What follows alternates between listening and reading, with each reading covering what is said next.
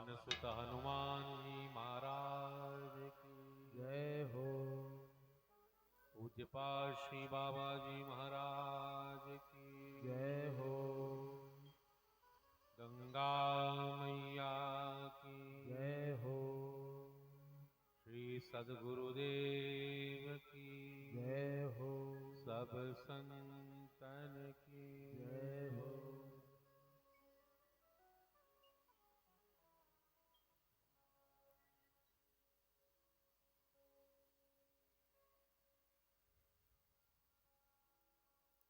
परम मंगल में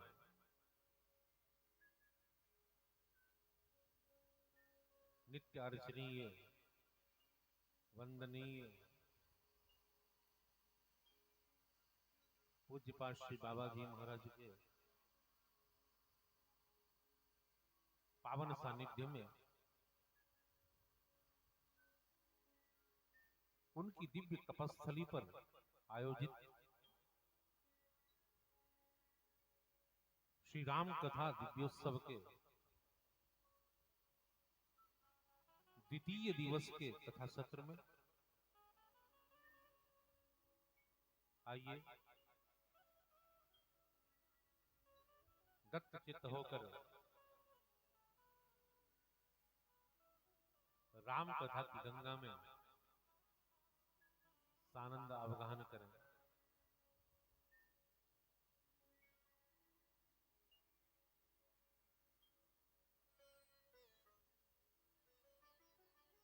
राम कथा को इस कलिकाल में कामधेनु के समान बताया गया है।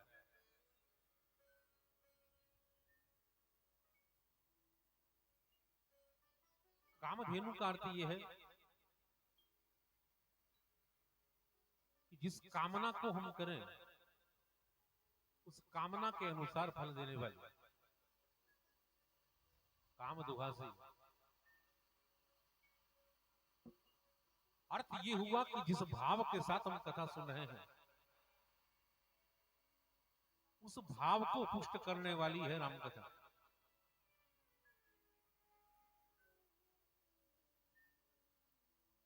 ये जीवन जीने की कला भी सिखाती है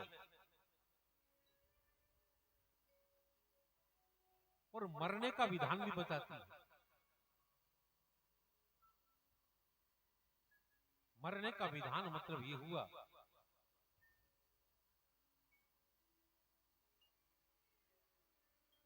जाना तो इन सबको है, परंतु जाने के बाद भी युग युगांतर तक ये जगत याद करता रहे। जिसकी मृत्यु भी उत्सव बन जाए ऐसी मृत्यु मरना रामकथा सिखाती है और ऐसा दिव्य जीवन जीना रामकथा सिखाती है जिसमें आनंद आनंद और आनंद ही है।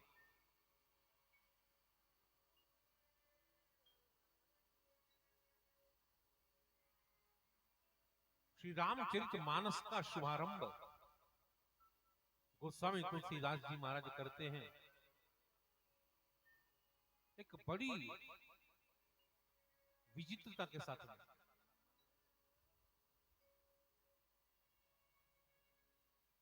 हम लोग देखते हैं कि किसी भी यात्रा का शुभारंभ कोई कवि करते हैं, कोई मनीषी करते हैं, कोई संत करते हैं, तो प्राय गणपति की आराधना से करते हैं। गणपति हमारे यहां पर आदि पूज्य माने जाते हैं।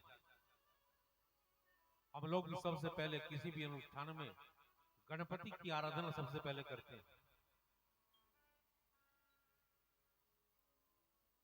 लेकिन गोस्वामी तुलसीदास जी महाराज सबसे पहले विनायक को ध्यान नहीं करते। मंगलाचरण में सबसे पहले वो ध्यान करते हैं वाणी की देवी सरस्वती का।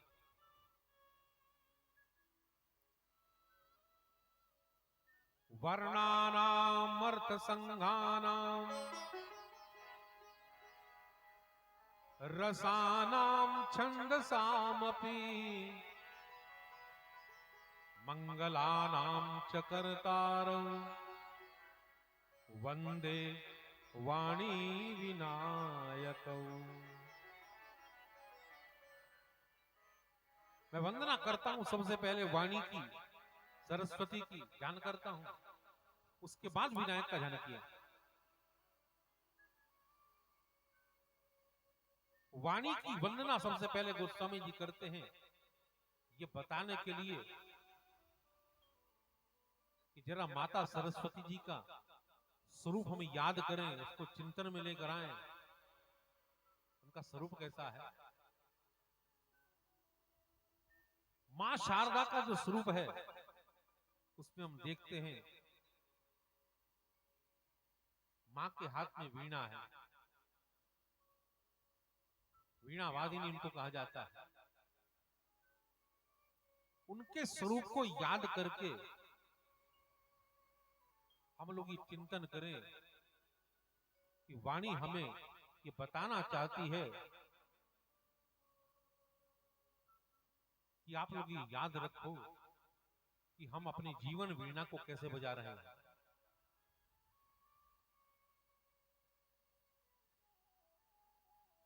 वीणा बड़ा सुंदर वाद्य है। वैसे तो हर वाद्य बहुत सुंदर है, परंतु संगीत के इन वाद्यों की, वाद्य यंत्रों की विशेषता है। इन वाद्य यंत्रों को जब रस सिद्ध संगीत साधक बजाता है, उसमें से जो सुर निकलते हैं वो हमारे कानों को बड़े मधुर लगते हैं।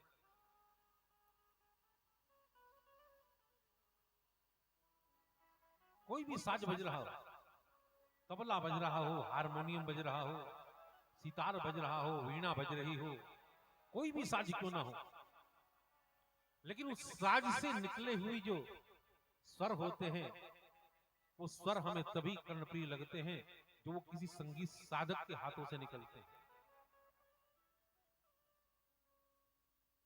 उन्हीं वाद्य यंत्रों पर यदि कोई अनभिज्ञ व्यक्ति बैठ जाए, जिसने जीवन में कभी हारमोनियम न बजाया हो, वो हारमोनियम लेकर बैठ जाए, स्वर तो चलाएगा, स्वर तो निकलेंगे उसमें से, लेकिन वो सुर निश्चित रूप से कर्ण कटु होंगे, कर्णप्रिय नहीं होंगे।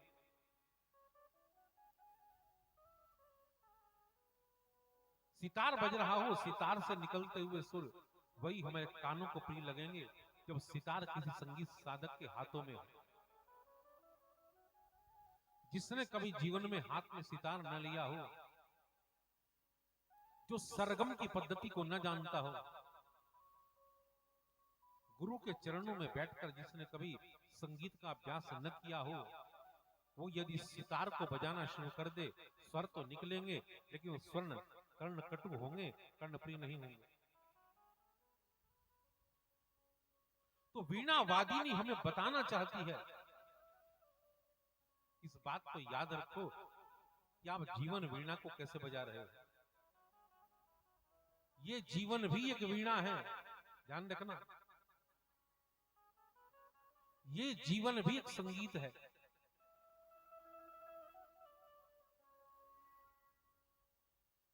अब ध्यान इस बात पर देना है कि अपने जीवन में संगीत को हम कैसे बजा रहे हैं, कैसे वीणा बजा रहे हैं, जीवन वीणा। कहीं ऐसा तो नहीं है कि हमारे जीवन में जब दुख के दिन आए, दुख की घड़ियां आई, तो हमारा विलाप कहीं इतना अधिक तो नहीं हो गया कि आसपास के लोगों को जो कर्ण कटु लगने लगा। हम लोग समाज के बीच में रहने वाले हैं। जिस समाज के बीच में हम रहते हैं, उस समाज में खुशहाली भी है, दुख भी है। इसी का ही है नाम दुनिया। यहां पर कोई आ रहा है, कोई जा रहा है। इधर एक दूल्हा घोड़े चढ़ा है, उधर एक जनाजा उठा जा रहा है। इधर वाह वाहें, उधर ठंडी आहें। कोई रो रहा है, कोई गा रहा है। इसी का ही है नाम दुनिया। यहां पर कोई आ रहा है, कोई जा रहा है। जिस समाज के बीच में हम रहते हैं, वहां दुख भी है, सुख भी है। हमारे जीवन में दुख आ गया, लेकिन पड़ोसी के घर में सुख है, तो हमारा विलाप, हमारा रुदन कहीं इतना ज्यादा तो नहीं है कि दूसरे के सुख में विक्षेप पैदा कर रहा है। या हमारा जीवन इतना सुखमय है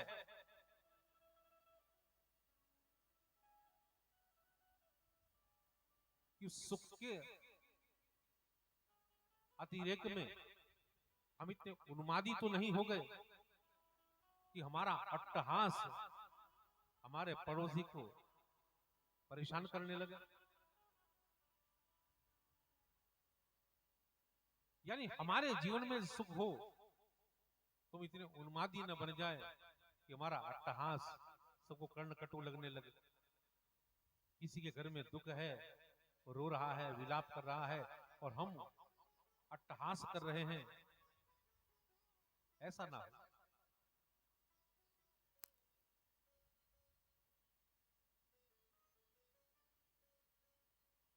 सुख में और दुख में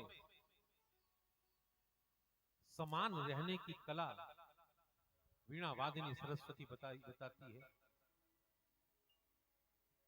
इसलिए गोस्वामी तुलसीदास जी महाराज हमारा ध्यान आकर्षित करते हैं कि सबसे पहले हमें यह सीखना होगा कि हम सुख और दुख में एक समान कैसे रहें। इसलिए कहा कि वंदे वाणी, उसके बाद कहा विनायक हो। विनायक की वंदना उसके बाद में की।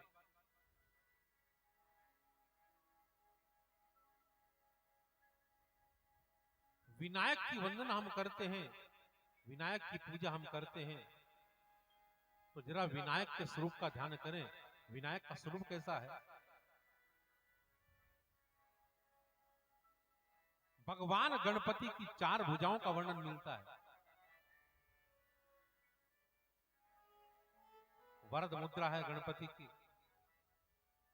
लेकिन हमारा ध्यान खींचता है गणपति के हाथ में अंकुश और पाश।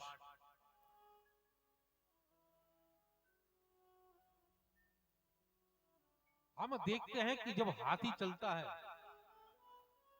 तो हाथी को संभालने के लिए जो महावत हाथी के ऊपर बैठा हुआ होता है, उसके हाथ में अंकुश होता है। मतवाले हाथी पर भी वो अंकुश लगाकर रखता है, वश में रखता है।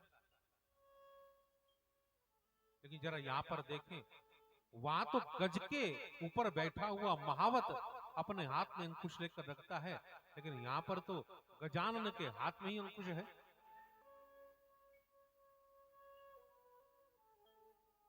गजानन के हाथ में ही पाश है।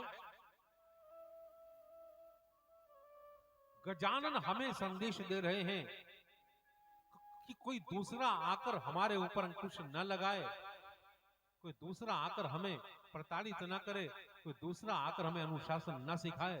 इससे अच्छा यह है कि हम अपने आप को ही अनुशासन में बांध कर रखें।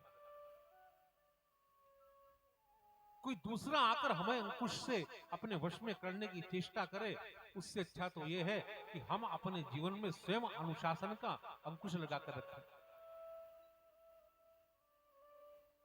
अपने को सही राह पर लाने के लिए कोई दूसरा हमें अनुशासन का रास्ता दिखाए, अपने हाथ में अंकुश रखे और हमें प्रताड़ित करे, उससे अच्छा यह है अनुशासन का अंकुश अपने हाथ में लेकर हम रखें।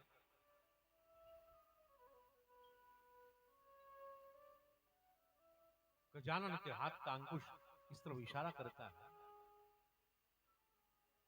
अनुशासन के पास में कोई व्यक्ति हमें आकर बांधने लगे, उससे अच्छा तो यह है कि अनुशासन के पास में हम ही खुद को बांध कर रखें।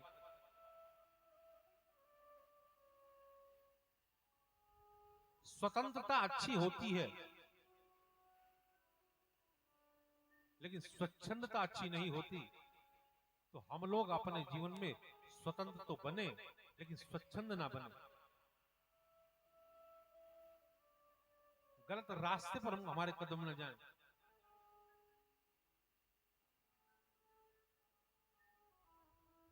स्वतंत्र बने।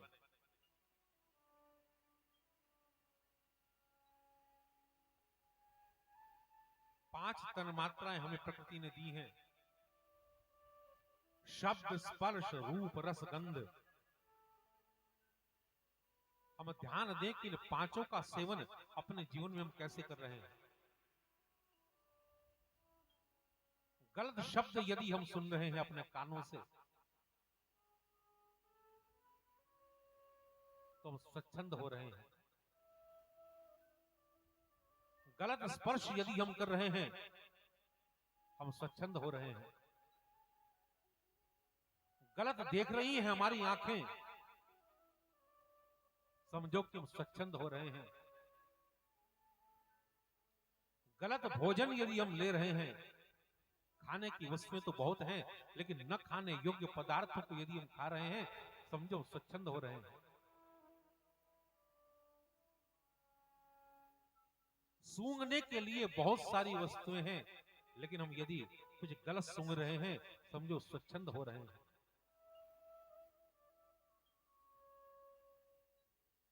अपने आप को अनुशासन के पास में बांध कर रखें, अपने ऊपर अनुशासन का अंकुश हम रखें। गलत न सुने। शब्द तो हो, लेकिन कैसा शब्द हो? भगवान की कथाओं का। सुनने के लिए बहुत कुछ है जमाने में, लेकिन हमारे कान अगर हरी कथा सुन रहे हैं, तो समझो हम ठीक राह पर हैं।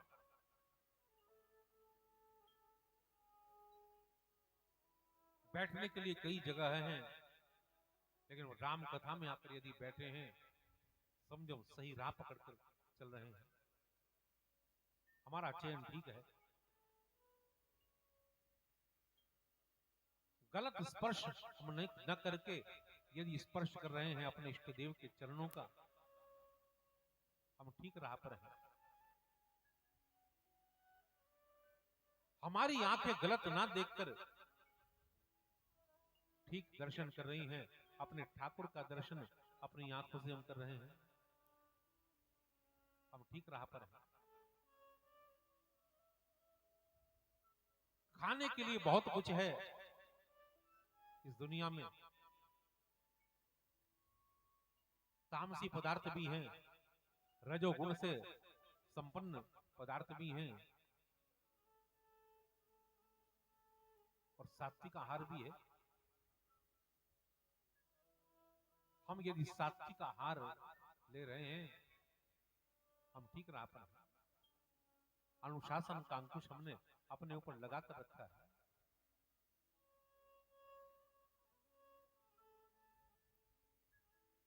जिस मिट्टी से सुराही बनती है, उसी मिट्टी से चिलम भी बनती है, मिट्टी की। तो मिट्टी से बनी हुई एक चिलम वो होती है जो हमारे हृदय को दग्ध करती है, और उसी मिट्टी से बनी हुई सुराही जो होती है, उसमें जो जल होता है, वो हमारे हृदय को शीतल करता है। एक ही मिट्टी से बनी हुई चिलम दग्ध करती है हृदय को, और उसी मिट्टी से बनी हुई सुराही शीतल करती है हमारे हृदय को। तो हमारा चयन क्या है, कि हमारे ऊपर निर्भर करता है। हम सुराही का सेवन कर रहे हैं या चिलम का सेवन कर रहे हैं। तो हमारा आहार क्या है, इस ओर हमारा ध्यान आकृष्ट करते हैं गजानन। सूंघने को बहुत कुछ है, लेकिन अपने इष्ट देव भगवान नारायण के चरणों पर निवेदित की हुई तुलसी की गंध का यदि हम सेवन करते हैं, हम ठीक राह पर हैं।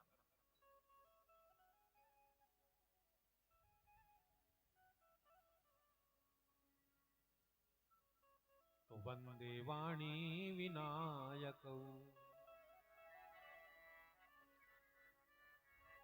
पहले वाणी की वंदना फिर विनायक की वंदना। और हम देखें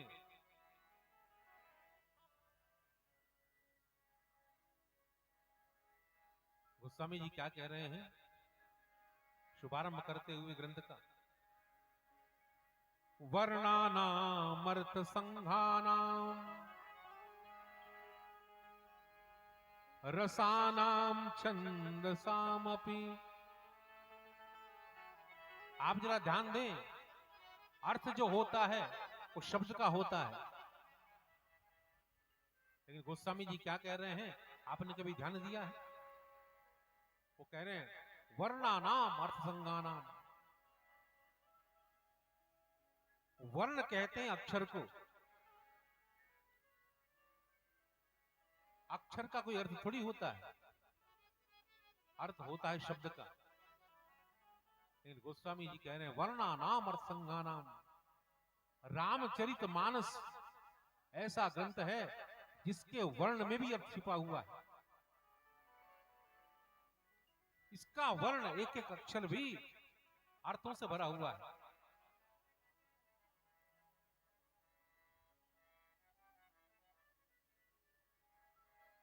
श्रीमद् भागवत को पढ़ने के लिए, श्रीमद् भागवत का अध्ययन करने के लिए ये जरूरी है कि आपको संस्कृत भाषा का ज्ञान होना चाहिए। भगवत गीता को पढ़ने के लिए ये जरूरी है कि आपको संस्कृत भाषा का ज्ञान होना चाहिए। वाल्मीकि रामायण को पढ़ने के लिए जरूरी है आपको संस्कृत भाषा का ज्ञान हो।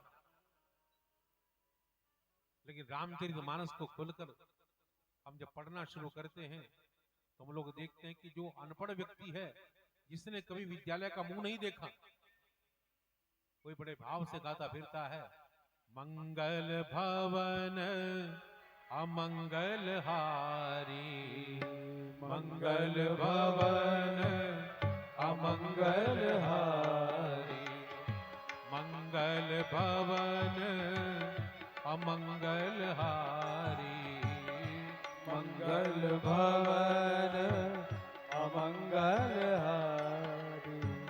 द्रवौ सुदशरथ अजीर बिहारी, प्रभु सुदशरथ अजीर बिहारी।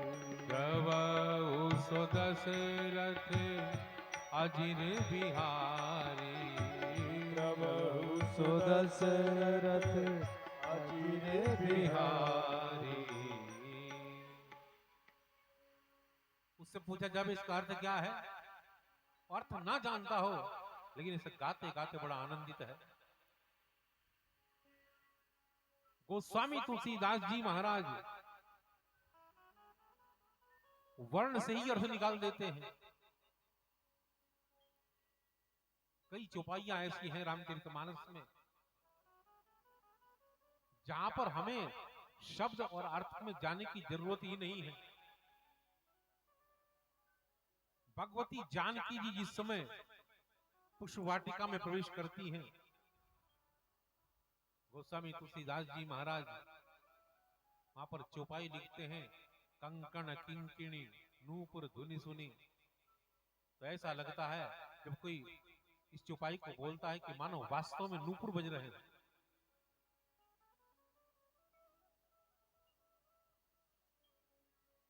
नूपुर का स्वर बोल रहा है, कंकण किंकिणी नूपुर धुनि सुनी। तो रामचरितमानस की विशेषता है यहां पर वर्ण का भी अर्थ है। कोयल जब बोलती है उपवन में, उसके कंठ से जब कुहू कुहू शब्द निकलता है, उस कुहू कुहू का कोई अर्थ नहीं होता,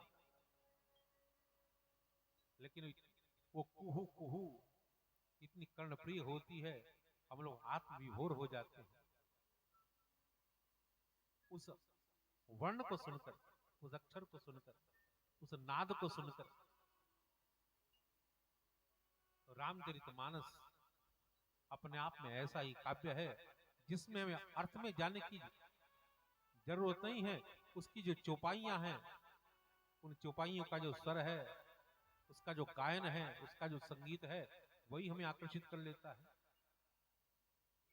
इसलिए गोस्वामी तुलसीदास जी महाराज आनंद के साथ में मंगलाचरण कर रहे हैं।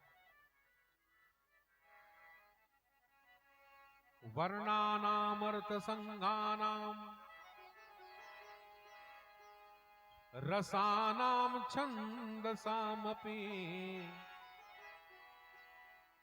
मंगलानाम च कर्तारं वंदे वाणी विनायकौ। भवानी शंकरौ वंदे श्रद्धा विश्वास रूपिणौ याभ्यां विना न पश्यन्ते सिद्धास्तान्तस्तमेश्वरम्। यमाश्रितो हि वक्रोपि चंद्र सर्वत्र वंदते। गोस्वामी जी कहते हैं वंदे बोधमयम नित्यम गुरुम शंकर रूपिणम यमाश्रितो हि वक्रोपि चंद्र सर्वत्र वंदते। आप ध्यान दें, गोस्वामी तुलसीदास जी महाराज जब मंगलाचरण करते हैं तो इस हर श्लोक में लगभग लगभग दो की स्तुतियां एक साथ में है। पहला श्लोक जो मंगलाचरण का है उसमें उन्होंने लिखा है वंदे वाणी विनायक, मैं वाणी विनायक की वंदना एक साथ करता हूं। दूसरे श्लोक में भवानी और शंकर की वंदना एक साथ में। कवीश्वर और कपीश्वर इन दोनों की वंदना एक साथ में, यानी वाल्मीकि जी और कपिपति हनुमान जी महाराज, इन दोनों की वंदना एक साथ में कर दी। यहां तक कि भगवती जानकी जी और भगवान राघवेंद्र की वंदना एक साथ कर दी। सीता राम गुणग्राम पुण्यारण्य विहारिणौ वंदे विशुद्ध विज्ञानौ कवीश्वर कपीश्वर।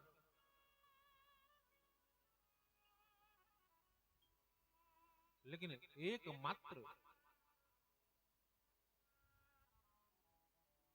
एक श्लोक ऐसा है बीच में जिसमें गोस्वामी तुलसीदास जी ने एक की वंदना की है, वहां पर दो को नहीं बैठाया। आप विचार करें, रामचरितमानस की विशेषता है जो अन्य ग्रंथों से अलग हमें लेकर चलती है। एक एक शब्द अपने आप में बहुत गहराई लिए हुए है। ऐसी विचित्रता से भरे हुए इस ग्रंथ में हम प्रवेश करें, रामचरितमानस की राम कथा की वंदना करते हुए। कैसी है ये राम कथा?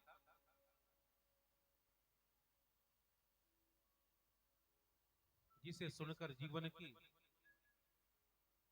सारी व्यथाएं मिट जाती है, ऐसी राम कथा है।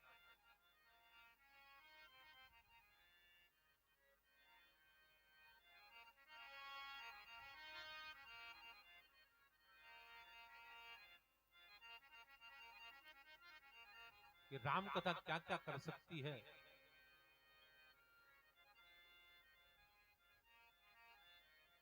हमारे जीवन में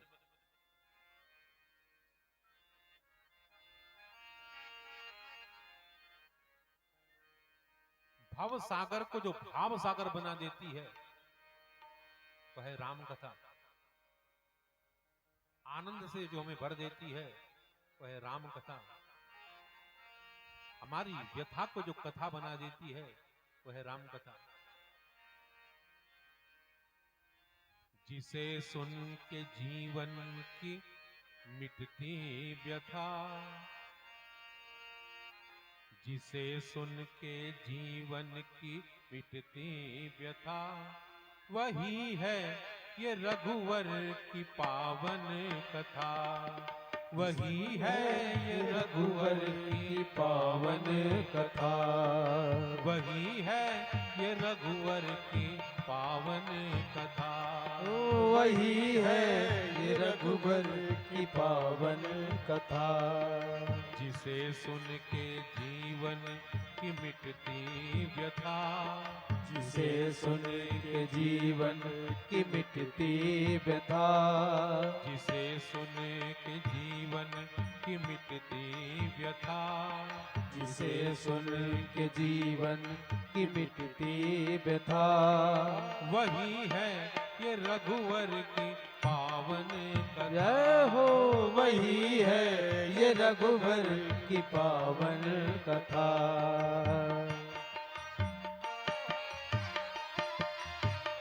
रामलला सरकार की जय।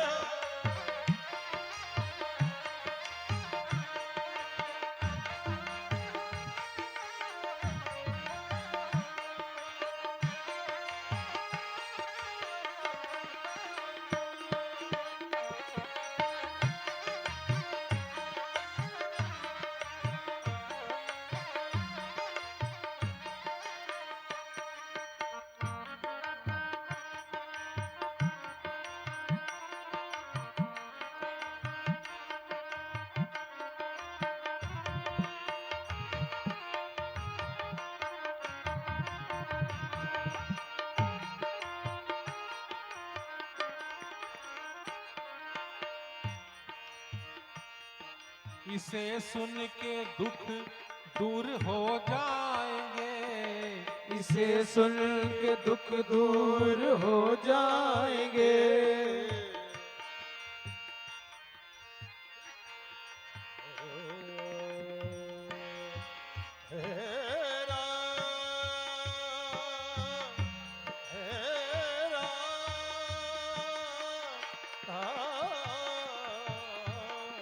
इसे सुन के दुख दूर हो जाएंगे, इसे सुन के दुख दूर हो जाएंगे, सभी मोह भ्रम चूर हो जाएंगे, जय हो सभी मोह भ्रम चूर हो जाएंगे, हो सभी मोह भ्रम चूर हो जाएंगे, सभी मोह भ्रम चूर हो जाएंगे। हुआ दूर नारद का संशय जथा, हुआ दूर नारद का संशय जथा, वही है ये रघुवर की हरि बोल। पावन कथा, वही है ये रघुबर की पावन कथा, जिसे सुन के जीवन की मिटती व्यथा, जिसे सुन के जीवन की मिटती व्यथा, वही है ये रघुवर की पावन कथा, वही है ये रघुबर की पावन कथा। हरि बोल।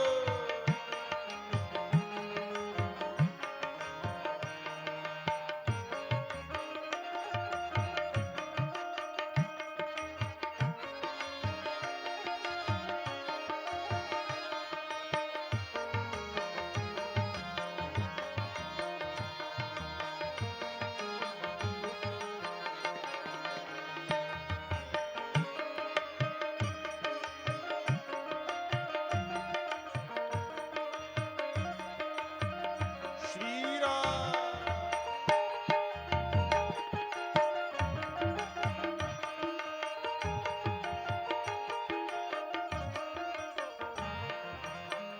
जिसका जीवन पाप से भरा हुआ है, जिसका जीवन छल से छद्म से पापाचार से भरा हुआ है, दुराचार अत्याचार भ्रष्टाचार जिसके जीवन में समाहित है, वो भी इस कथा को यदि सुन ले उसका जीवन सुधर जाए।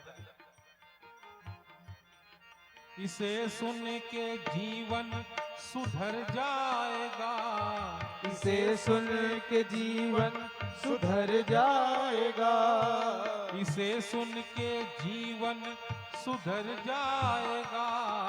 इसे सुन के जीवन सुधर जाएगा। जो बिगड़ा है पथ वो संवर जाएगा।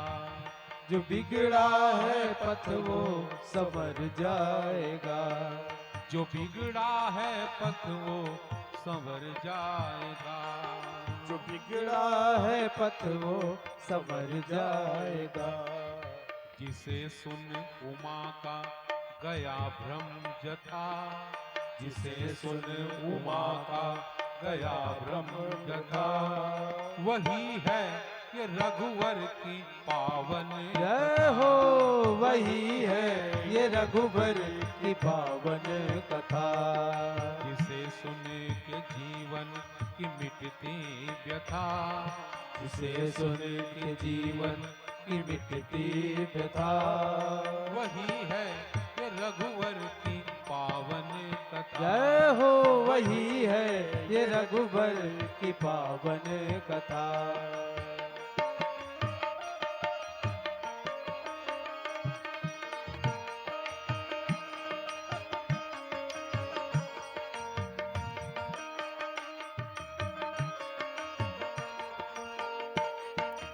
श्री राम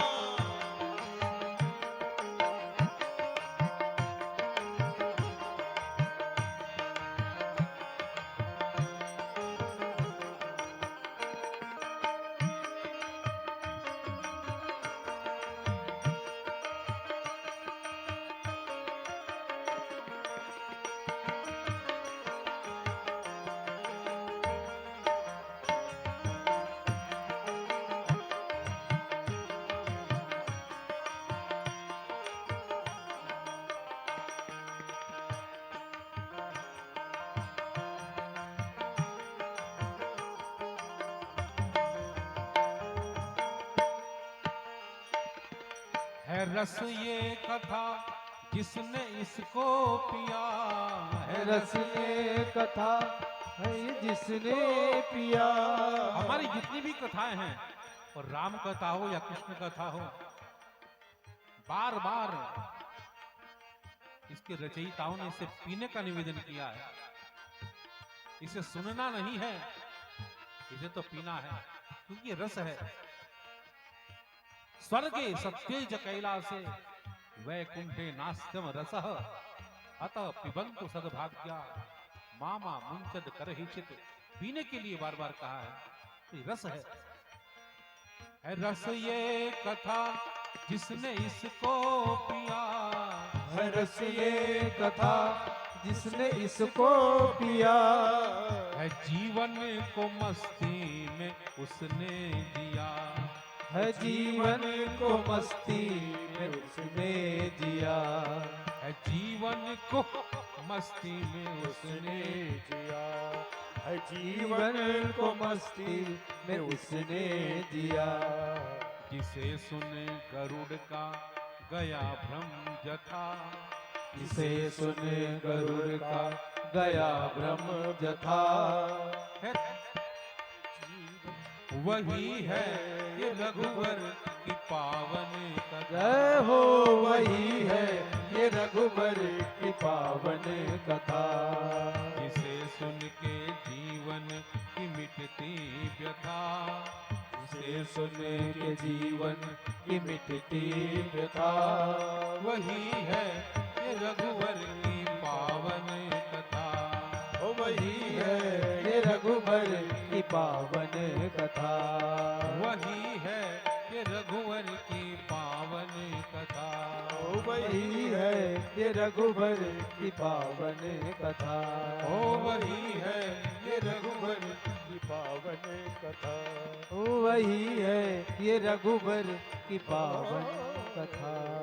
वही है ये रघुबर की पावन कथा।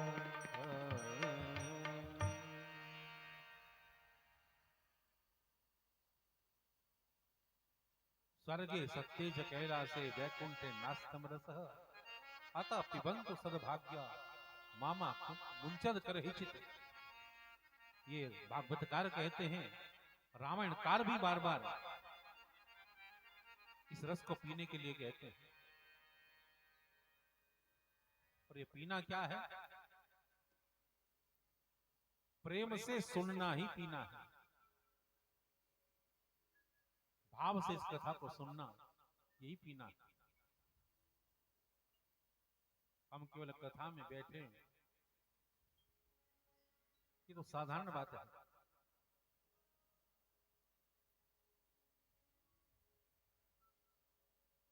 परंतु कथा हम में बैठे,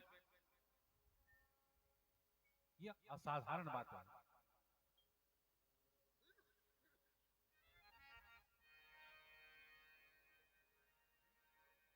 तो कथा को हमें अपने आप में बैठाना है। तो ये तब होगा जब प्रेम से हम इसका पान करेंगे, इसे पिएंगे। प्रेम से पान करना ही पीना है। हमारी इंद्रियां, हमारा मन इस कथा के रस का पान करे, ये पीना ही गोपी बनना है। गोभी पिबती भक्ति रसम सा गोपी। तो भक्ति रस है, इसका पान हमें करना है। वही है ये रघुवर की पावन कथा।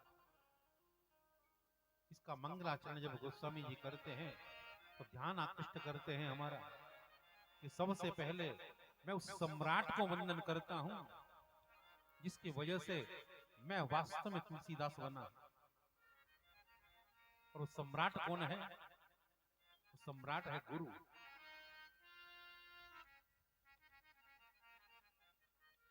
आप देखिए गुरु का स्थान गोस्वामी जी के जीवन में कैसा है। वो गाथा गा रहे हैं रघुवर की, भगवान राम की, लेकिन राम जानकी जी का भी जो वंदन किया, उनका भी जब ध्यान किया तो दोनों को एक साथ बैठा दिया। सीता राम गुणग्राम पुण्यारण्य विहारिणो।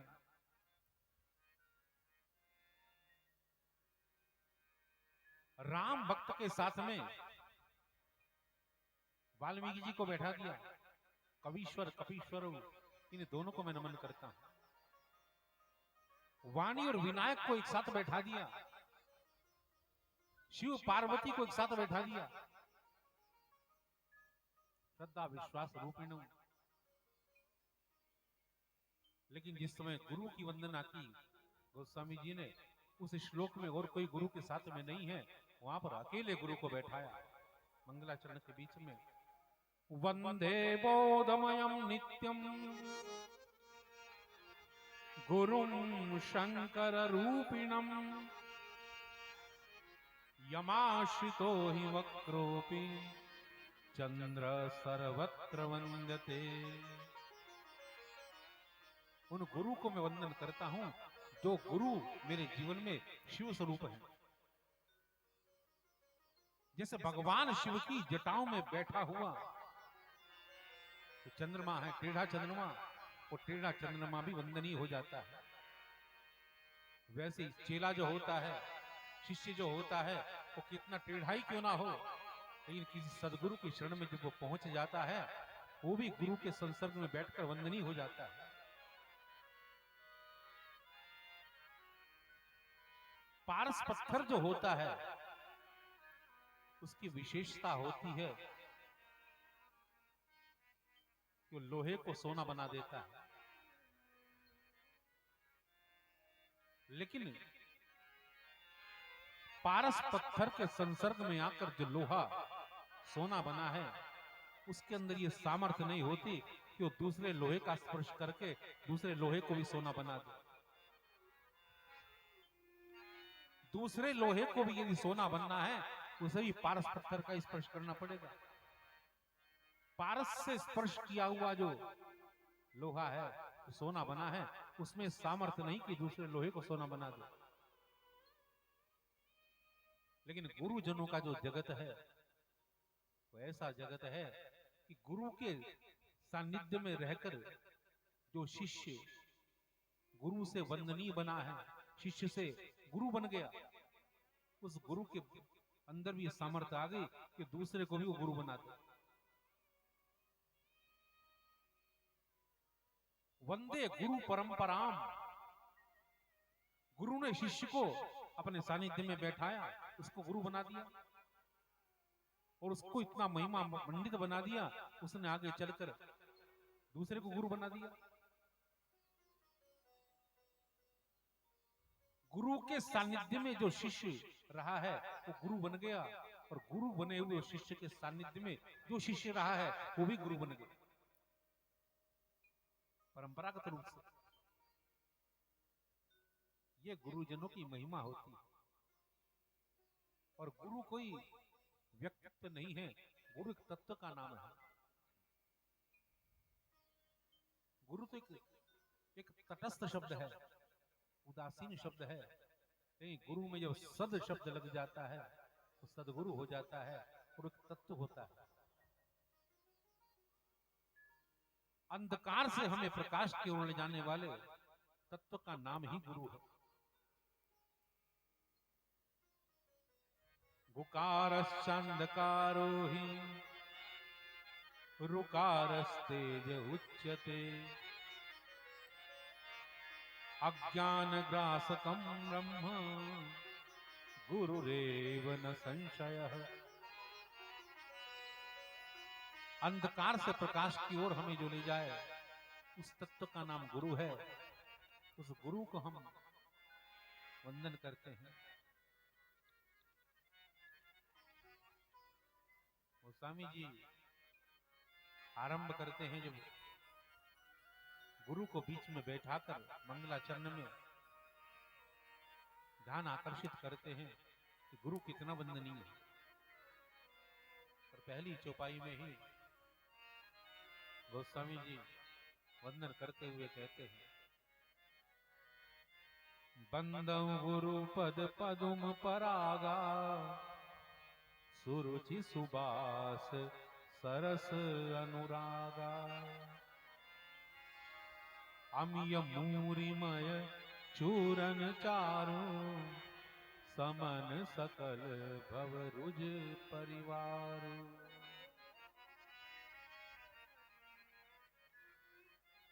गुरु पद रज मृदु मंजुल अंजन। गोस्वामी जी कहते हैं गुरु के चरणों की जो रज है वो रज ऐसी है जो एक अंजन का काम करती है।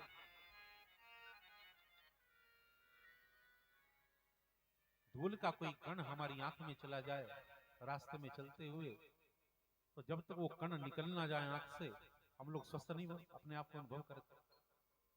लेकिन गुरु चरणों की जो रज है उस रज को ही गोस्वामी जी अंजन बताते हैं। नयन अमीय जगत दोष विभंजन, आंखों के दोषों को मिटा देती है वो रज। हम लोग अपने जीवन में डॉक्टर रखते हैं, फैमिली डॉक्टर, कि कभी न जाने कब जरूरत पड़ जाए। एक डॉक्टर जरूर होना चाहिए ऐसा कि छोटे से छोटा कोई रोग हो, हम फोन कर दें डॉक्टर साहब ये बीमारी है, और वो डॉक्टर तुरंत समझ जाए। एक फैमिली डॉक्टर हम रखते हैं। लेकिन फैमिली डॉक्टर हम रखें या न रखें कोई परवाह नहीं, लेकिन एक गुरु के सानिध्य में हम अवश्य रहें। हमारे जीवन में कोई छोटे से छोटा बड़े से बड़ा कष्ट आए, सीधे चले जाएं गुरु की शरण में। हमारी धरती पर, हमारे देश में जो वंदनीय परंपराएं रही हैं, जो वंदनीय वंश रहे हैं, उनके वंदनीय होने का कारण जो रहा है वो यही रहा है कि वो किसी सदगुरु के सानिध्य में रहे। हम लोग आज रघुवंश को नमन करते हैं, राम को नमन करते हैं, लेकिन जरा ध्यान करें इस रघुवंश का, इस सूर्य वंश का, इस सूर्य वंश में बड़े बड़े प्रतापी राजा हुए हैं। महाराज रघु हुए हैं इस वंश में, सगर हुए हैं जिनसे सागर बना है, भगीरथ हुए हैं जिनसे भागीरथी आई धरा पर। इस वंश ने हमें राम दिए हैं, लेकिन ये वंश इतना वंदनीय क्यों बना? इस वंश को वंदनीय बनाने में हाथ है गुरुदेव वशिष्ठ का। महाराज दशरथ को जिस समय भान हुआ कि मेरा वंश तो निर्वंश हो जाएगा, कहीं ऐसा ना हो बिना पुत्र के मैं मर जाऊं। और जिस दिन ही महाराज दशरथ को ये भान हुआ, मोरे सुतना ही, मुझे कोई बेटा नहीं है, एक बार भूपति मन माही, भाई गलानी मोरे सुतनाई, ग्लानी हो गई, अरे मुझे कोई बेटा तो है ही नहीं, कहीं मैं निर्वंश न मर जाऊं। और जैसी बात मन में आई वशिष्ठ महाराज दशरथ के, तो वो किसी डॉक्टर के पास में नहीं गए, किसी वैद्य के पास में नहीं गए, कहां पर गए? गुरु ग्रह गए हो तुरंत वही बाला, चरण लाग करी विनय विशाला। गुरु के शरण में चले गए गुरुदेव, और निज दुख सुख सब गुरु ही सुनाए हो, कई वशिष्ठ बहुविधि समझाए हो। अपने जीवन के सारे दुख सुख गुरु के चरणों में रख दिए। गुरुदेव आपका दिया हुआ सब कुछ है जीवन में, परंतु एक दुख भी है। गोस्वामी तुलसीदास जी इन प्रसंगों के माध्यम से बताना चाहते हैं कि हमारे जीवन में जो सुख हैं, उन सुखों को भी, और हमारे जीवन में जितने दुख हैं, उन दुखों को भी हम गुरुदेव की शरण में जाकर निवेदित कर जाए।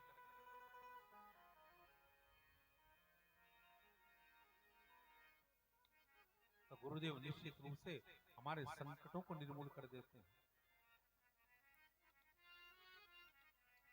जिस युग में हम रहते हैं, जिस जगत में हम रहते हैं, वहां का वातावरण बड़ा भयानक है। ऐसा ना हो कब हमारा पैर फिसल जाए और कब अवनति के गड्ढे में हम गिर जाएं।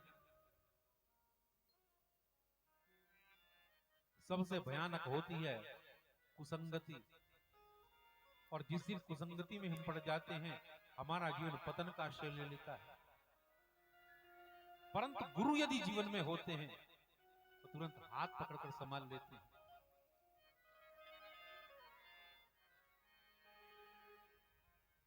गीताचार्य कहते हैं भगवद गीता के माध्यम से कि विष का तो हमें सेवन मारता है, लेकिन विषय का तो चिंतन ही मार देता है। विष को तो जब हम खाएंगे तब मरेंगे, लेकिन विषय का यदि ध्यान भी कर लेंगे तो मर जाएंगे। विषय का चिंतन ही हमें विनाश तक ले जाता है। गीताचार्य कहते हैं ध्यायतो विषयान पुंसः संगस्तेषुपजायते संगात संजायते काम कामात् क्रोधो विजायते क्रोधात् भवति सम्मोह सम्मोहात् स्मृति विभ्रम स्मृतिभंशात् बुद्धिनाशो बुद्धिनाशात् प्रणश्यते। ध्यायतो विषयान पुंसः, विषय का ध्यान किया हमने एक बार, तो संगस्तेषु उपजायते, हमें संग मिल गया। अच्छा व्यक्ति, श्रेष्ठ व्यक्ति, सत्संगी व्यक्ति अपने घर से चले कथा सुनने के लिए, धारणा बनाकर, तो रास्ते में उसको कोई दूसरा सत्संगी भी मिल जाता है। ऐसी रीति है इस जगत की। कोई सत्संगी व्यक्ति यदि है, उस सत्संग की राह पकड़ता है, तो जहां चाह वहां राह की युक्ति चरितार्थ हो जाती है। कोई दूसरा सत्संगी भी जीवन में उसको परमात्मा दे देते हैं। उसका संग पकड़कर उसका जीवन तर जाता है। लेकिन कोई व्यक्ति धारणा ही गलत बनाकर घर से निकले, सुरापान करने के लिए निकले, तो उस रास्ते में सुरापान करने वाला मिल जाता है। कहां जा रहे हो भाई? बोले आज मन है भाई पीने के लिए चलते हैं। भाई बहुत अच्छे मिल गए, चलो मैं भी चलना चाहता हूँ। गलत रास्ते पर आप चलोगे तो गलत रास्ते पर चलने वाले पथिक आपको मिल जाएंगे जो आपके रास्ते को और भटका देंगे। और सत्संग के रास्ते पर आप चले तो परमात्मा कोई सत्संगी आपको आपके पास में भेज देंगे जो आपके जीवन को सुधार देगा। तो विषय का हमने ध्यान किया, गलत रास्ता हमने पकड़ा, तो गलत रास्ते पर चलने वाला कोई प्रतीक दूसरा हमें मिल जाएगा और हमारे जीवन को पतन के रास्ते पर एक कदम और बढ़ा देगा। और संगात संजायते कामः, गलत रास्ते पर हम चले, गलत व्यक्ति मिल गया तो हमारे जीवन में कामनाओं को भर देगा। और काम हमें क्रोध के रास्ते पर ले जाएगा, क्रोध हमें मोह के रास्ते पर ले जाएगा। क्रोधात् भवति सम्मोह, सम्मोहात् स्मृति विभ्रम, स्मृति भ्रंशात् बुद्धिनाशो, बुद्धिनाशात् प्रणश्यति। जिसकी बुद्धि का विनाश हो गया उसका तो जीवन नष्ट हो जाता है। तो विनाश से यदि बचना है तो किसी गुरु के सानिध्य में हम रहें। शिवाजी इतना महान क्यों बना? शिवाजी के जीवन में हाथ रहता है समर्थ गुरु रामदास का। जब कभी जीवन बिगड़ा शिवाजी का, गुरुदेव ने आकर अपना हाथ सिर पर रख दिया। एक बार वर्णन आता है कि शिवाजी एक किले में जाकर निरीक्षण कर रहे थे अपने किले का। हजारों मजदूर काम कर रहे थे किले में। एक क्षण के लिए शिवाजी को लगा कि देखो इन हजारों मजदूरों की आजीविका मेरी वजह से चल रही है, इन सबका पेट मैं पाल रहा हूं। और जैसे ही ये भावना शिवाजी के मन में आई तभी आकर किसी ने कंधे पर हाथ रख दिया शिवाजी के। शिवाजी ने पीछे मुड़कर देखा तो देखा गुरुदेव खड़े हुए हैं। चरणों में गिर पड़े शिवाजी, अरे गुरुदेव आप मुझे बुला लिया होता। गुरुदेव कहने लगे नहीं, हमें पता लगा कि तुम यहां पर हो तो सोचा वहीं पर चलते हैं और चलो तुम्हारे साथ हम भी चलते हैं किले का निरीक्षण करने के लिए। शिवाजी के साथ साथ में गुरुदेव ही चलने लगे। कुछ कदम चले थे तभी देखा गुरुदेव ने सामने पत्थर पड़ा हुआ है। गुरुदेव कहने लगे रे शिवाजी देखो ये पत्थर पड़ा हुआ है, जरा इस पत्थर को यहां से हटवाओ। शिवाजी ने तुरंत एक मजदूर को बुलाया, उस पत्थर को वहां से हटाया गया और जैसे ही पत्थर वहां से हटा तो देखा उस पत्थर के नीचे गड्ढा है। उस गड्ढे में जल भरा हुआ है, उस जल के अंदर एक मेंढक है। गुरुदेव ने तुरंत शिवाजी की पीठ थपथपाई और कहने लगे वाह शिवाजी तेरी व्यवस्था कितनी सुंदर है, इतने बड़े किले में तूने इस मेंढक के लिए इतनी सुंदर व्यवस्था करके रखी है। गड्ढा खुदवा दिया, उसमें जल भर दिया, ऊपर से पत्थर रख दिया, सुरक्षित रहे छोटा सा जीव। शिवाजी तुरंत समझ गए कि गुरुदेव यहां पर क्यों आए हैं। यदि गुरुदेव ना आते तो अभिमान का बीज जो मेरे अंदर पड़ गया था, अहंकार का जो बीज रोपित हो गया था मेरे अंदर, वो बढ़ता चला जाता और मेरे जीवन का विनाश कर देता।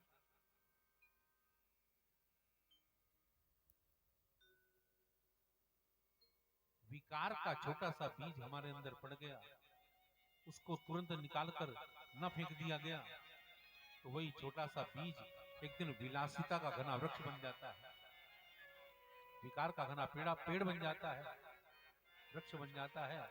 तो उस विकार के बीज को, उस वासना के बीज को उखाड़ कर फेंकने के लिए ये जरूरी है कि हम किसी गुरु के सानिध्य में रहें।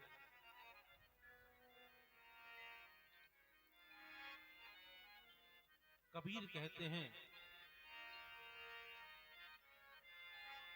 कि हमारे जीवन की जो दो राह है, हमारे जीवन का जो पथ है तो बड़ा भयानक है। इस पर चलते हुए आपको बड़े बड़े दुर्गम रास्ते मिलेंगे।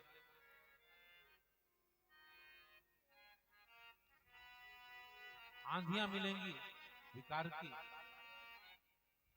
वासनाओं के तूफान मिलेंगे चलते हुए, कुसंग के पर्वत मिलेंगे, खाइयां मिलेंगी वासनाओं की। तो यदि इन सब से आपको बचना है तो गुरु के सानिध्य में रहो। कबीर कहते हैं, गुरु बिन कौन बतावे बाट, गुरु बिन कौन बतावे बात, गुरु बिन कौन बतावे बाट, गुरु बिन कौन बतावे बात।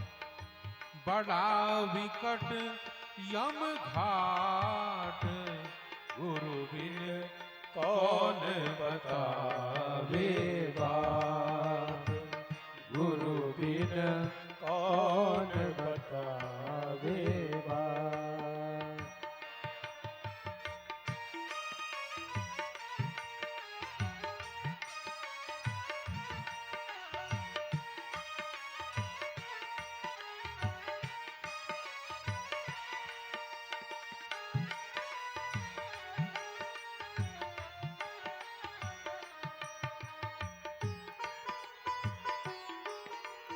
सदगुरुदेव भगवान की जय हो।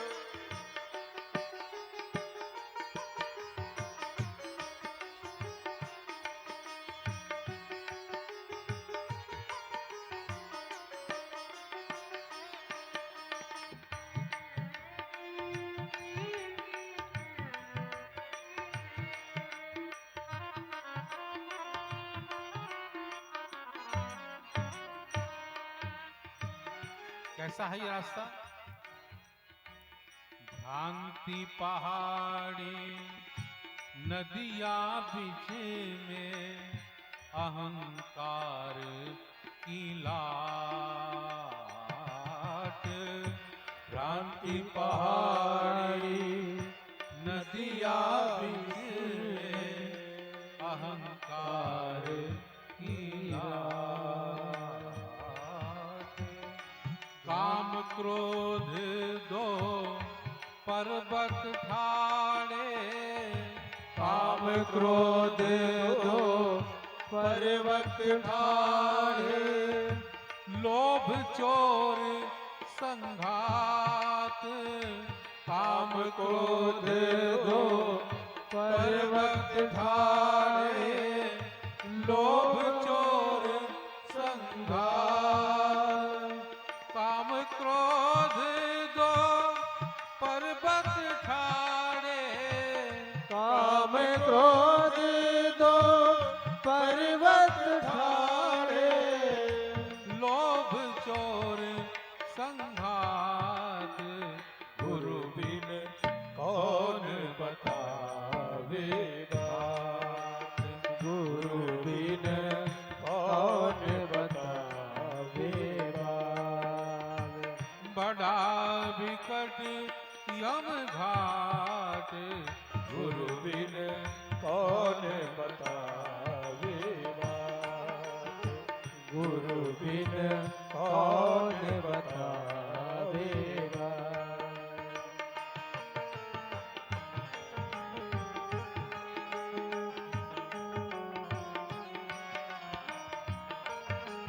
हरि बोल।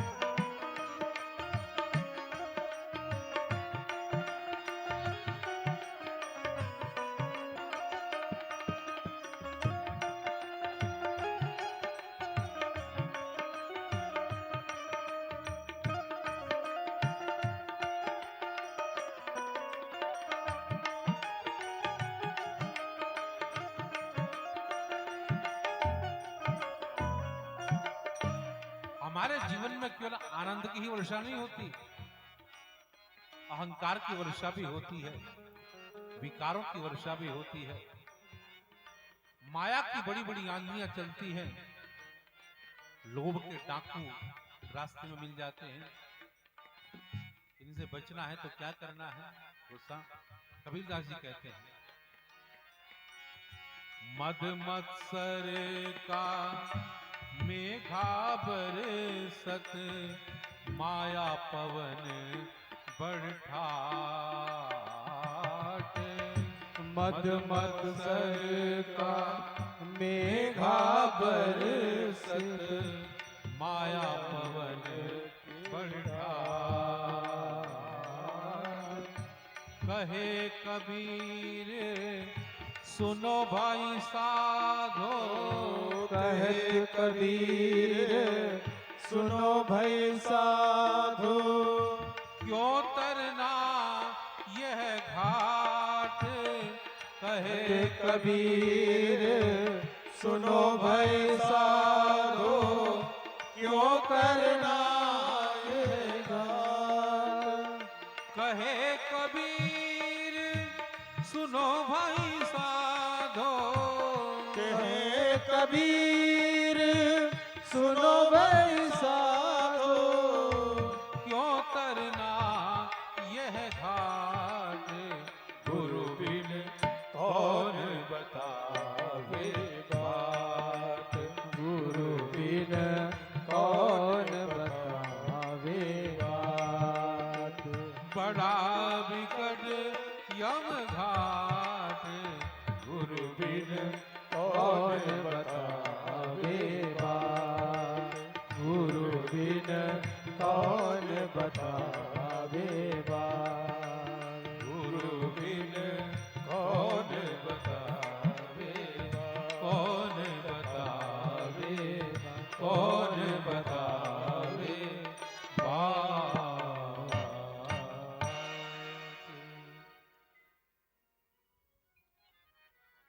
कौन बतावे बाट गुरु बिन।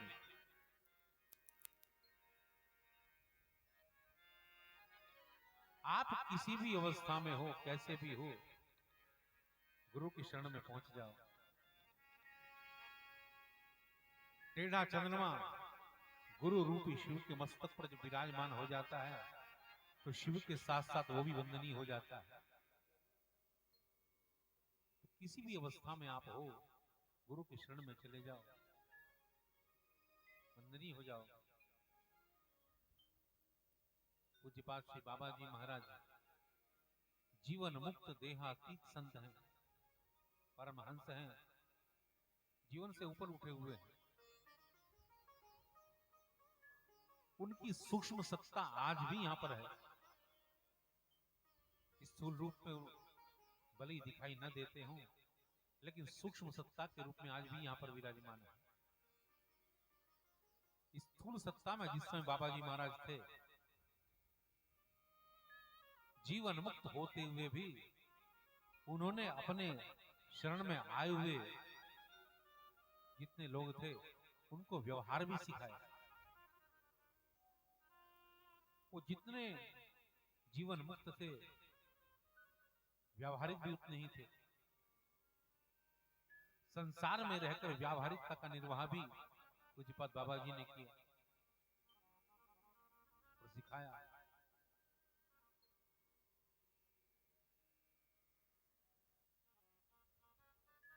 ऐसे गुरुदेव की वंदना गोस्वामी जी करते हैं। उसके बाद लेकर चलते हैं संत जगत में गोस्वामी जी, और तीर्थ यात्रा कराते हैं अपने अध्येताओं को, रामचरितमानस को पढ़ने वालों को, कि आओ आपको तीर्थ यात्रा कराता हूं। किसी ने कहा कि महाराज तीर्थ यात्रा करने में तो पैसा खर्च होता है, कौन से तीर्थ पर लेकर चलेंगे आप? गोस्वामी जी कहते हैं भाई तीर्थ पर लेकर चलूंगा, किसी छोटे मोटे तीर्थ पर नहीं। कौन सा तीर्थ? ताकि तीर्थराज प्रयाग। महाराज इतनी दूर प्रयाग में खर्च बहुत होगा, समय बहुत लगेगा। गोस्वामी जी कहते कि नहीं, ना कुछ खर्च होगा आपका, ना कोई व्यवस्था करनी पड़ेगी। तो महाराज ऐसे कैसे तीर्थ यात्रा हो सकती है? गोस्वामी जी कहते कि नहीं, हो जाएगी। और कौन से प्रयाग में लेकर चलते हैं गोस्वामी जी? मुद मंगलमय संत समाजू, जो जग जंगम तीरथ राजू।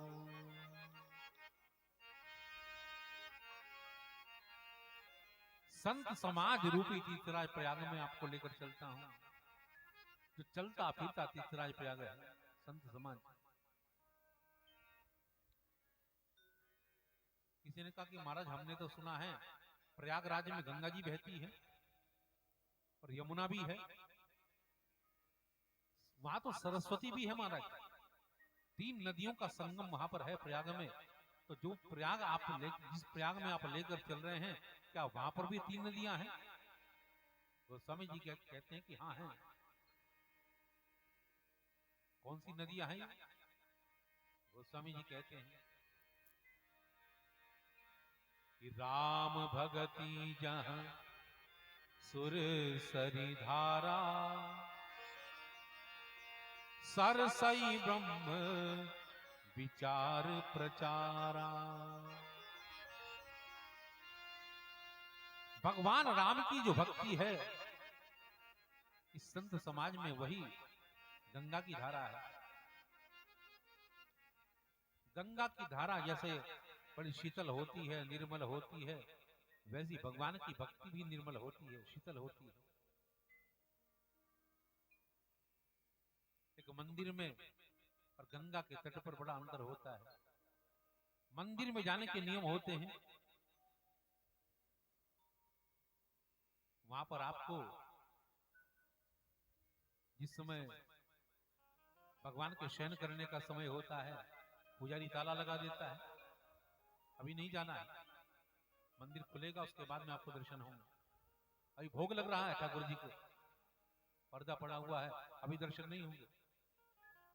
तो मंदिर की अपनी नियमावली होती है, परंतु गंगा का तट आपके लिए हमेशा खुला हुआ है।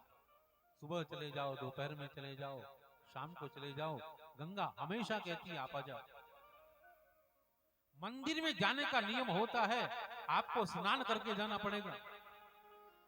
लेकिन गंगा जी कहती है कि आपने स्नान नहीं किया, कोई बात नहीं, आ जाओ, स्नान भी मैं करा दूंगा। आ जाओ मेरे तट पर। कितनी निर्मल गंगा, ऐसी निर्मल भक्ति भी होती है। इसलिए भक्ति की जो तुलना की है गोस्वामी जी ने, वो गंगा से की है। राम भगति जहां सुरसरी धारा। संतों के समाज में भक्ति भी है, ज्ञान भी है और कर्म भी है। राम भगति जहां सुरसरी धारा। और केवल भक्ति नहीं, कहा कि सरसई ब्रह्म विचार प्रचारा। यहां तो ज्ञान भी है, ब्रह्म का प्रचार भी है, वेदांत भी है, वेद भी है, भागवत भी है, गीता भी है, सब कुछ है यहाँ पर। लेकिन कैसा है? सरसई ब्रह्म विचार प्रचारा। ज्ञान तो है, लेकिन सरस्वती की तरह से। आप यदि प्रयाग में कभी गए हो, आपने दर्शन किया हो, तो आपको पता होगा वहां पर सरस्वती तो है, लेकिन गुप्त रूप से है। गंगा का दर्शन होता है, यमुना का दर्शन होता है, लेकिन सरस्वती का वहां पर दर्शन नहीं है। सरस्वती गुप्त रूप से प्रवाहित होती है। गोस्वामी जी उसी तरह से कहते हैं, इस संत समाज में भी ज्ञान तो है, लेकिन गुप्त है। सच्चा ज्ञानी जो होता है वो हर समय अपने ज्ञान का प्रचार नहीं करता। मूर्खों के बीच में बैठकर बड़े बड़े श्लोकों का गायन नहीं करता। साधारण व्यक्तियों के बीच में बैठकर बखान नहीं करता अपनी विद्वत्ता का, अपने ज्ञान की। अपने ज्ञान को छिपा कर रखता है, जहां आवश्यकता होती है वहां प्रकट करता है। तो ज्ञान तो हो, लेकिन सरस्वती की तरह से हो गुप्त। आवश्यकता जब हो जाओ तब वो ज्ञान प्रकट हो, दूसरों को प्रभावित ना करे, प्रकाशित करे। जो केवल दूसरों को प्रभावित करता है वो ज्ञान नहीं होता। जहां पर आवश्यकता नहीं वहां पर भी व्याकरण के सूत्र बोल रहे हैं, वेदांत के सूत्र बोल रहे हैं। हमें वेदांत भी आता है महाराज, आवश्यकता नहीं है तभी वेद के मंत्र बोलकर बताने लगे, हम वेद भी जानते हैं।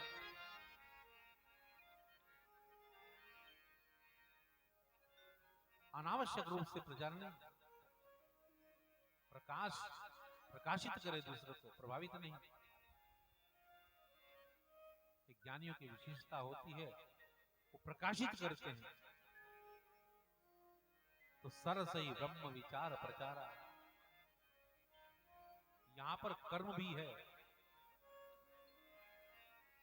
भक्ति भी है, ज्ञान भी है। हमारे आंखों की सामने की घटना है, पूज्यपाद बाबा जी के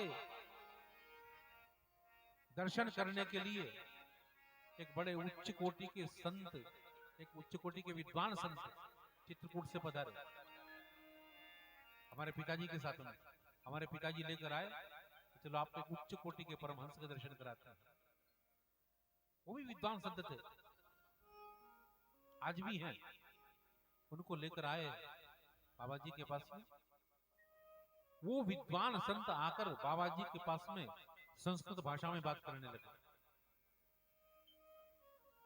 बड़ी क्लिष्टतम भाषा का प्रयोग उन्होंने किया बाबा जी के सामने, लेकिन बाबा जी महाराज ने बड़े शांति के साथ में उनके हर प्रश्न का उत्तर दिया, लेकिन हिंदी भाषा में,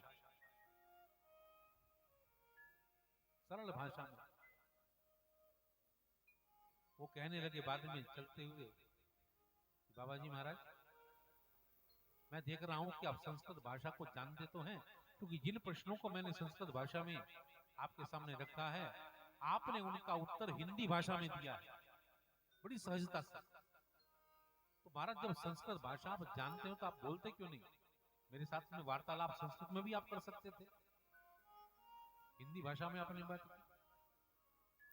तो बाबा जी महाराज ने हंसकर बड़े सौम्यता से संत से कहा कि जिस भाषा में आप बात कर रहे हो कि विद्वानों की भाषा है, कि बाबाओं की भाषा नहीं है। बाबाओं की भाषा सरल भाषा होती है। बाबा जी कहने लगे, संस्कृत भाषा में पूज्य बाबा जी महाराज ने अनेक ग्रंथों का सृजन किया है। गीता गुह्यम, गोविमर्शनम, बड़े बड़े अच्छे उनके द्वारा प्रकाशित काव्य है संस्कृत भाषा के, लेकिन उन्होंने कभी संस्कृत भाषा का प्रदर्शन नहीं किया, किसी को प्रभावित नहीं किया, सबको प्रकाशित किया है अपने ज्ञान से। सरसई ब्रह्म विचार प्रचार। बाबा जी महाराज के जीवन में कर्म भी रहा, कर्म का भी संदेश उन्होंने दिया, लेकिन कैसा कर्म सिखाया? इस संत समाज में कर्म कैसा होता है, यहां पर गोस्वामी तुलसीदास जी महाराज ने जो कर्म का वर्णन किया है, वहां पर यमुना नदी को बैठा दिया। विधि निषेधमय कली मलहरणी, कर्म कथा रवि नंदनी बरनी। यमुना जी रूपी कर्म की नदी है यहाँ पर, अर्थात कर्म तो हो, कर्म तो हम करें जीवन में, लेकिन कैसा कर्म करें? गोस्वामी जी कहते हैं कर्म हो लेकिन निस्वार्थ कर्म हो।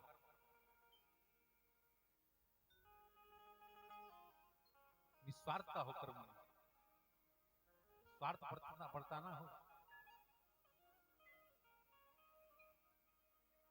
एक बेटी का भी पालन पिता करता है और एक बेटे का भी पालन पिता करता है।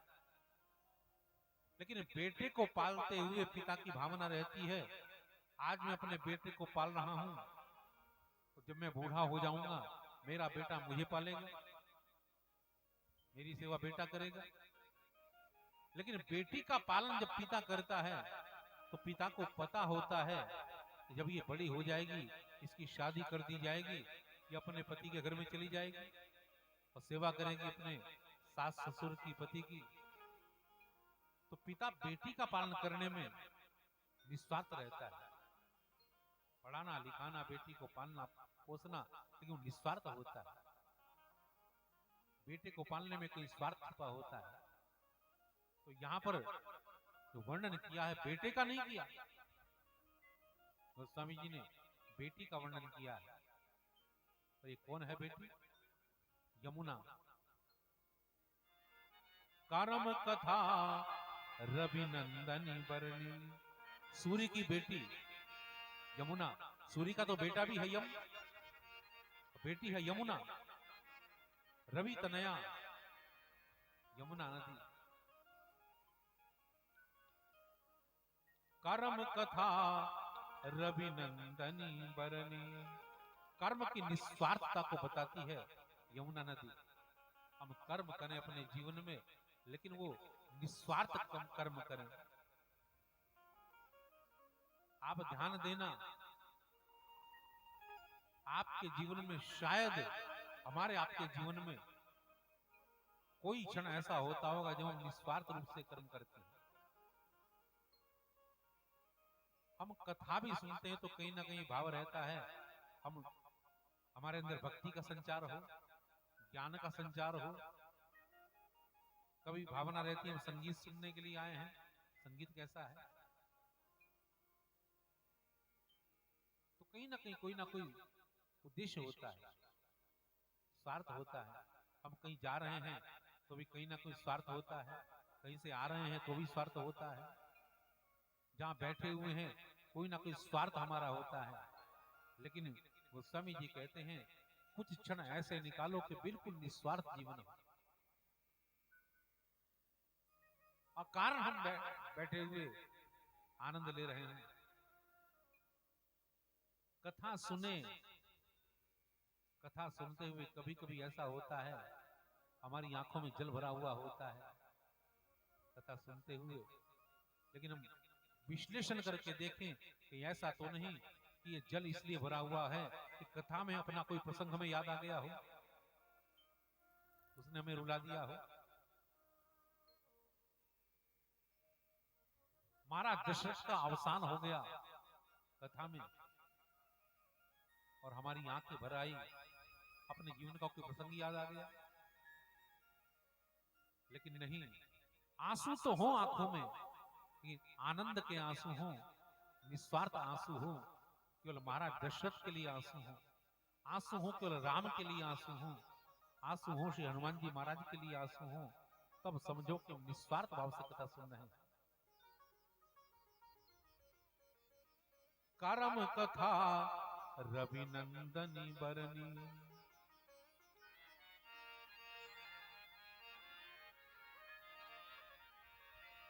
किसी ने कहा कि महाराज हमने ये भी सुना है कि तीर्थराज प्रयाग में वट वृक्ष है जहां के लोग प्रदक्षिणा करते हैं, नमन करते हैं। तो गोस्वामी जी कहते हैं भाई इस संत समाज में भी वट वृक्ष है। बोले कौन सा है? गोस्वामी जी कहते हैं बटु विश्वास अचल निज धर्मा, तीरथ राज समाज सुकर्मा। इस संत समाज में जो विश्वास है वट वृक्ष है। वृक्ष स्थिर है होता है, हमारा विश्वास भी स्थिर होना चाहिए। एक संत हो जीवन में, एक पंथ हो जीवन में, एक मंत्र हो जीवन में, एक ग्रंथ हो जीवन में, एक रास्ता हो, एक संत हो, गुरु भी एक हो। शिक्षा गुरु अनेक हो सकते हैं, लेकिन दीक्षा गुरु एक ही होना चाहिए, जो हमारे जीवन में हमेशा कायम रहे। हम अस्थिर ना हो, आज इसको गुरु बना लिया, फिर कहा भाई ये इनके संरक्षण में रहने से ज्यादा हमें लाभ होगा, इनका आश्रम बिल्कुल शहर के बीच में है, इनको गुरु बना लेते हैं, कभी रहने का मौका मिले, एसी रूम है बने हुए। हमारा विश्वास डगमगाए नहीं, बट विश्वास अचल निज धर्म, अपने धर्म में अटल विश्वास है। तीरथ राज समाज सुकर्मा।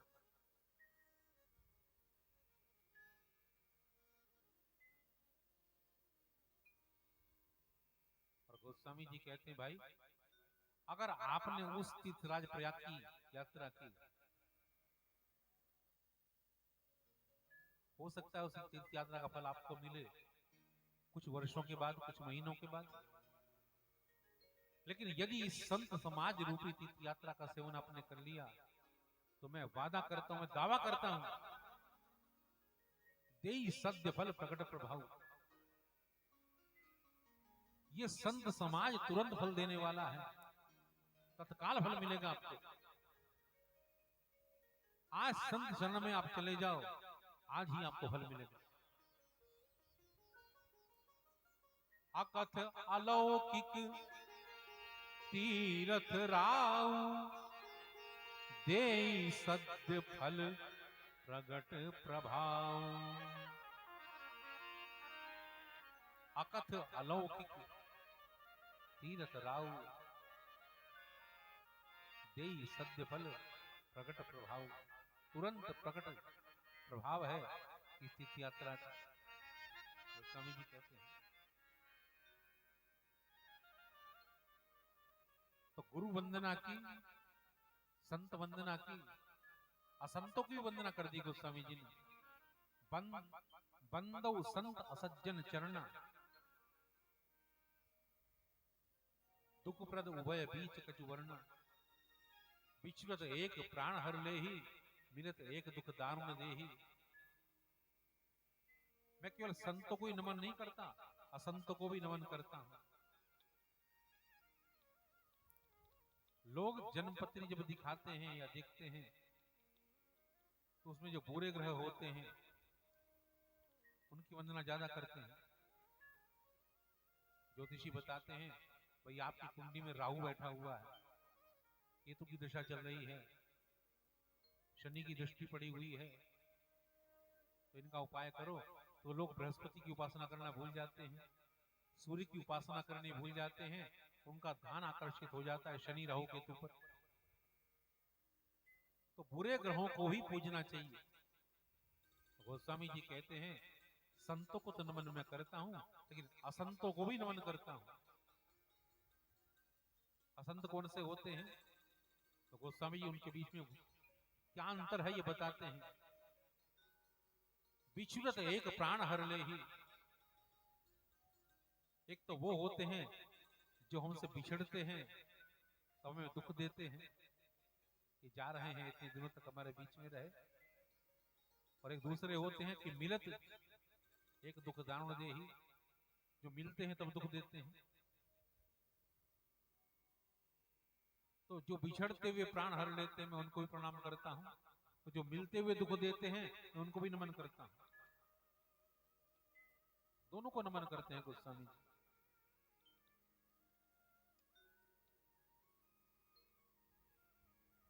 उसके बाद पात्रों की वंदना करते हैं रामचरितमानस के। रामचरितमानस के जो पात्र हैं उनमें सबसे पहले गोस्वामी जी वंदना करते हैं अयोध्या नगरी की, अयोध्यापुरी की। बंदौ अवधपुरी अति पावनी, सरजू सरी कलि कलुष नसावनी। कली कलुष का विध्वंस कर देने वाली अयोध्यापुरी को मैं नमन करता हूं, प्रणाम करता हूं। नाम ही है जिसका अवध, जहां पर किसी का वध नहीं होता, नाम ही है जिसका अयोध्या, जहां पर कोई युद्ध नहीं होता, शांत नगरी है। भगवान श्री राम ने जितने युद्ध किए हैं अयोध्या से बाहर जाकर किए हैं, लंका में जाकर किए। अयोध्या में कोई युद्ध नहीं, अयोध्या कोई वध नहीं, अवध।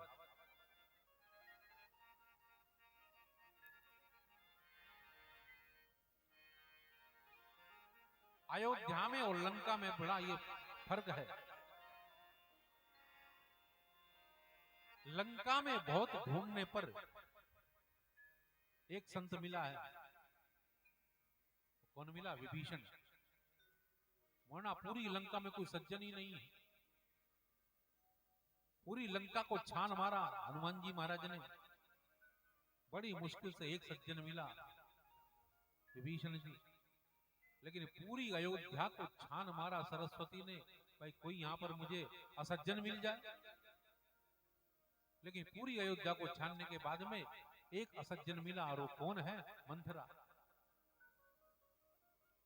पूरी अयोध्या में छानने के बाद एक असंत मिला, और पूरी लंका को छानने के बाद में एक संत मिला। अयोध्या में लंका में ये अंतर है। ऐसी है अयोध्या।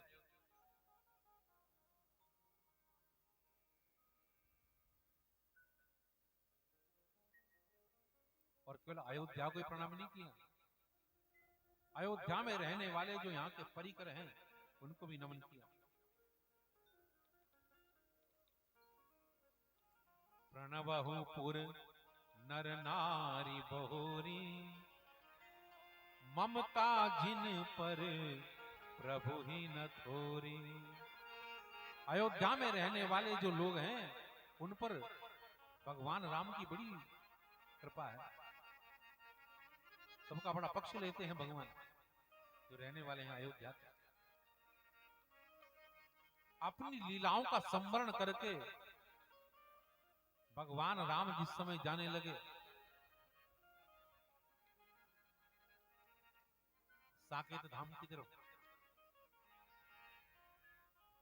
तो भगवान राम ने सबको साथ में लिया। साकेत में चलते हुए अकेले नहीं गए भगवान राम।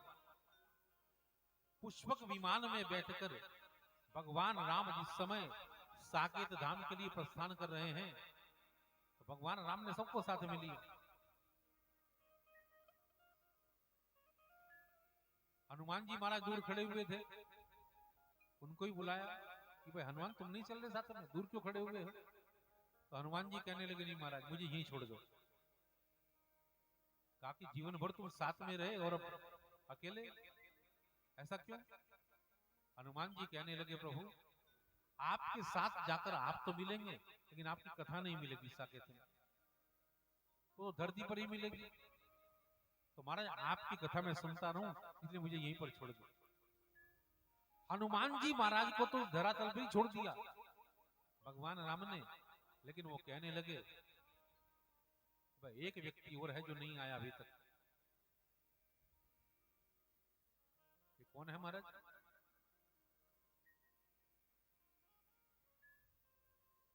भगवान राम इंतजार कर रहे हैं खड़े हुए। सब लोग जो साथ में खड़े हुए हैं वहां सब कहने लगे भगवान राम और किसका इंतजार कर रहे हैं?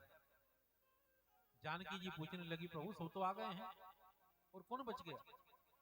भगवान राम ने इशारा किया देवी वो धोबी बच गया जिसकी वजह से तुम्हें वन में जाना पड़ा था। वो धोबी नहीं आया।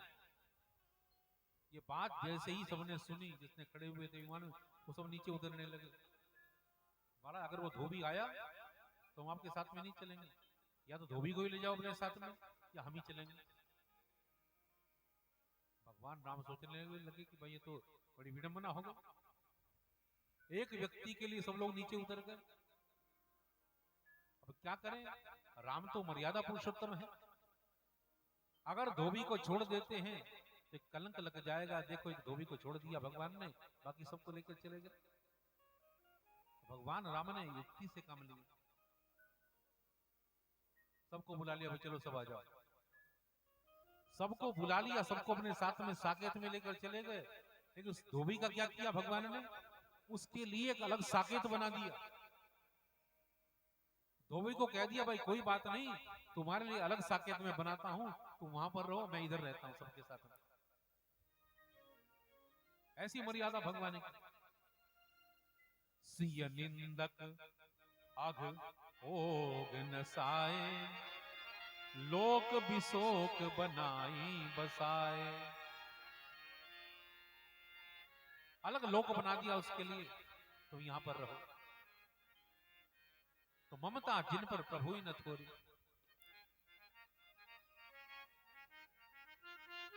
ऐसे भगवान श्री राम, ऐसी अयोध्या बंद अवधपुरी अति पावनी। उसके बाद नमन किया गोस्वामी जी ने श्री हनुमान जी महाराज को। महावीर बिनवऊ हनुमाना, राम जासु जस आप बखाना। प्रणवऊ पवन कुमार, खल बन पावक ज्ञान घन। जासु हृदय आगार, बसहि राम सर चाप धर।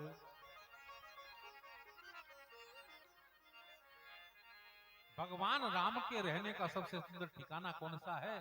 कि हनुमान जी के हृदय का हृदय रूपी आगार। प्रणमो पवन कुमार, खल बन पावक ज्ञान घन। दुष्टों के मन रूपी जंगल को जो जलाकर राख कर देते हैं, ऐसे श्री हनुमान जी महाराज। जासु हृदय आगार, बसई राम सर चाप धर। ऐसा हृदय श्री हनुमान जी महाराज का, जिसमें भगवान श्री राम निवास करते हैं। और कैसे निवास करते हैं? बसई राम सर चाप धर।